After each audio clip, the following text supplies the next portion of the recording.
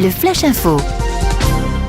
Et à la une des vols de moteurs de bateaux à Port-Bail et Barneville, une enquête a été ouverte par la compagnie de gendarmerie de Cherbourg ce 12 mai. Selon les premiers éléments, 3 sites auraient été visités par les voleurs qui ont ainsi subtilisé une quinzaine de moteurs sur des bateaux qui se trouvaient à sec en gardiennage. Une estimation du préjudice est en cours. Ce n'est pas la première fois que le Cotentin est victime de ce genre de trafic qui ont souvent pour destination les pays de l'Europe de l'Est.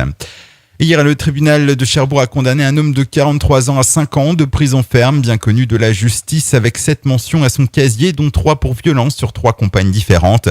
Le prévenu comparaissait à nouveau pour violence conjugale. Le 5 mai dernier, ce marin pêcheur extrêmement jaloux s'en était pris violemment à sa compagne, avec qui il est en couple depuis 5 mois.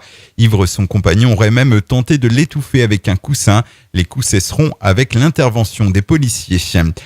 Dernier jour pour les déclarations d'impôts sur papier. Si un tiers des contribuables manchois préfèrent désormais effectuer leurs déclarations sur Internet, les autres privilégient toujours la bonne vieille méthode sur papier. Ces derniers ont jusqu'au 20 mai pour remplir leurs devoirs. Hier, en début d'après-midi, c'était la ruée vers le centre des finances publiques de Cherbourg-Octeville.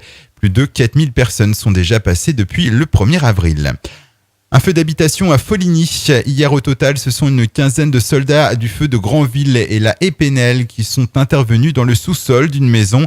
Une défaillance du sèche-linge serait à l'origine de cet incendie. Rapidement maîtrisé, le feu n'a pas causé de dégâts très importants. Son occupant a tout de même dû être relogé à la suite des coupures d'eau et d'électricité. Et puis depuis hier, l'EFS et l'association pour le don de sang bénévole sont réunis au complexe Chantraine de Cherbourg pour une collecte de sang. Organisée sur 2 jours, elle doit permettre de réunir près de 200 personnes. Aujourd'hui, mardi, cette collecte débute à 10h pour se terminer vers 15h.